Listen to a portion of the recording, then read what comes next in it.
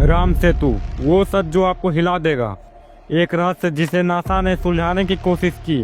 एक पुल जो हजारों सालों से सवालों के घेरों में है। आज आपको वो सच दिखेगा जैसा आपने कभी पहले नहीं देखा होगा।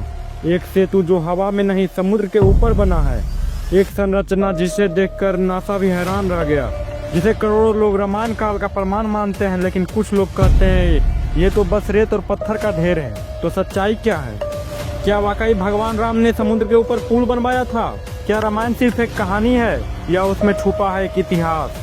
हम आपको दिखाएंगे नासा की इमेज, वैज्ञानिक रिसर्च और वो सबूत जो इस पुल को सिर्फ आस्था नहीं इतिहास बनाते हैं। क्या इतिहास वही है जो किताबों में लिखा है या वो जो हमारी मिट्टी में दबा हुआ है?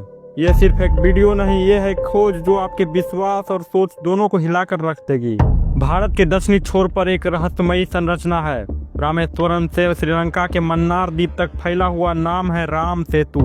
नासा के सैटेलाइट से जब इसकी तस्वीर सामने आई तो वैज्ञानिक चौंक गए। समुद्र के बीचों बीच एक सीधी पत्थरों की चेन, जैसे किसी ने जानबूझकर बिछाई हो।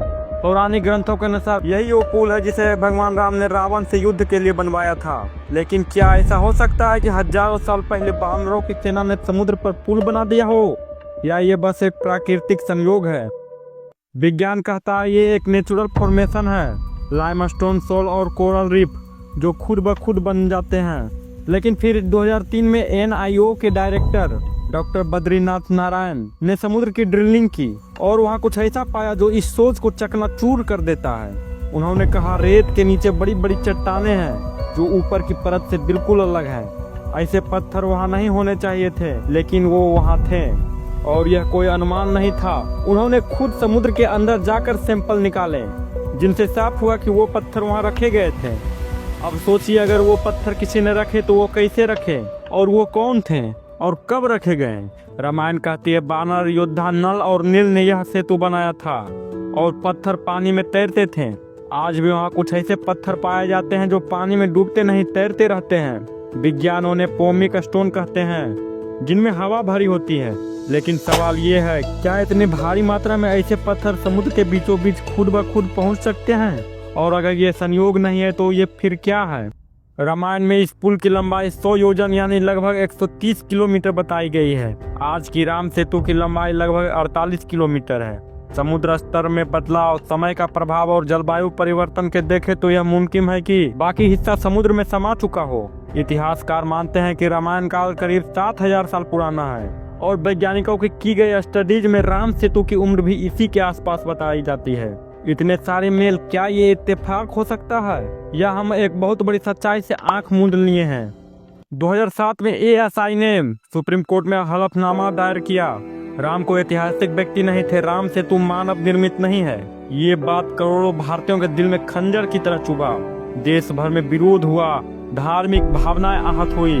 सरकार ने कहा यह विज्ञान है, लेकिन लोगों ने कहा यह हमारी पहचान पर हमला है।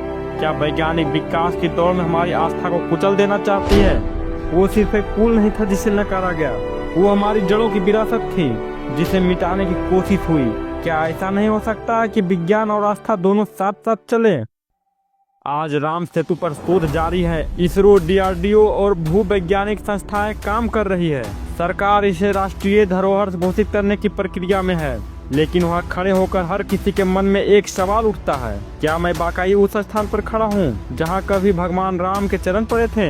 ये सिर्फ पत्थरों का पुल नहीं है, ये हमारी आस्था, परंपरा और इतिहास का संगम है।